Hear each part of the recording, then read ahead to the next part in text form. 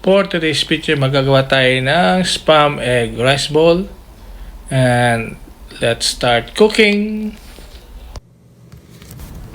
Magbukas lang tayo ng isang lata ng spam.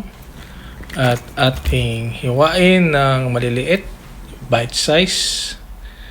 Yan, i-pass forward na natin yan. Yan, hiwa na siya. I-set aside lang muna natin. Luto muna tayo ng egg. Konting oil lang. Alam nyo na, magpiprito lang naman tayo.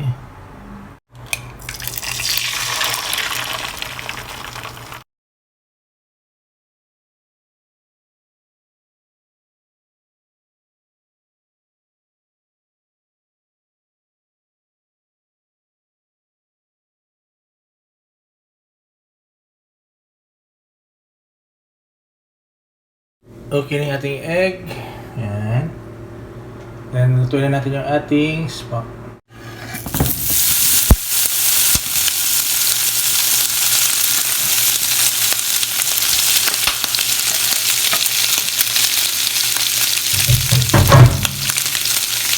Maingay ba?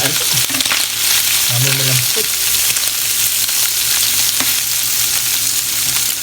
Habang niluto natin yung spam at itlog, dito tayo ng white rice. Wow.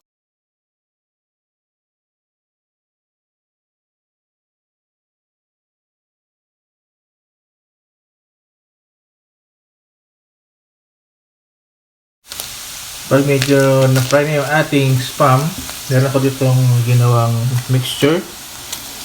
Soy sauce at sugar. So 1:1. 1 tablespoon ng sugar, 1 tablespoon ng soy sauce. Para hindi sa masyadong umalat.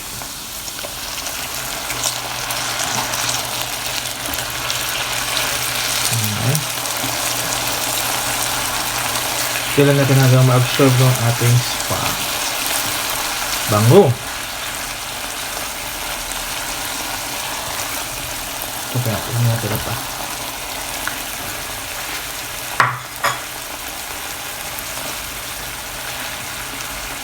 Lahat ng absorb ng ating spam, sauce natin ganun ang nilagay. And turn up na natin yung heat and this should be ready.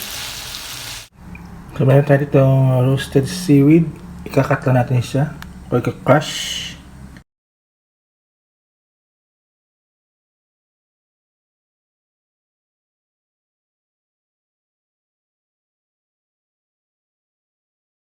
Maliit kung gusto niyo pa. Kaya masarap siya.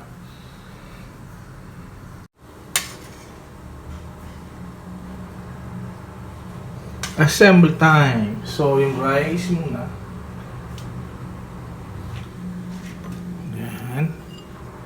Yung rice natin, ha.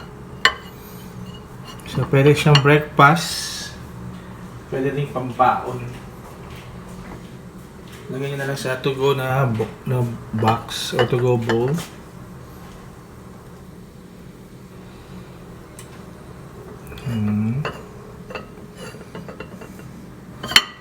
More rice, mas masarap. Pero bawas-bawas sa rice. And then our seaweeds on top.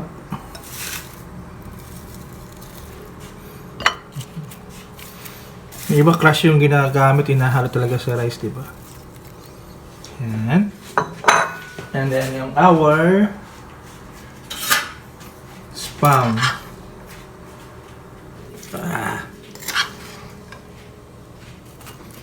Look at that. One side lang muna.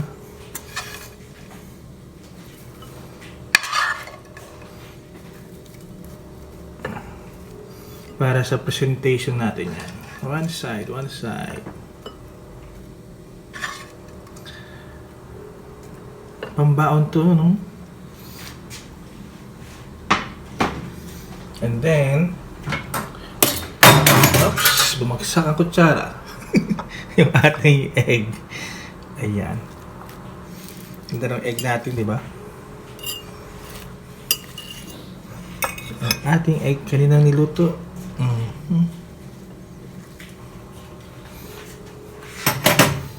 And on top of it, we're gonna spread Ay, ginawa ko to mixture na to yung mayonnaise and some sriracha.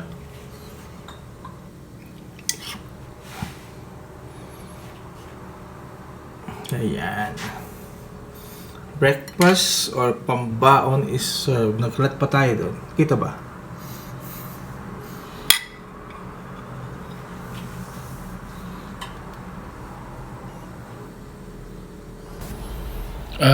Taste test na. So,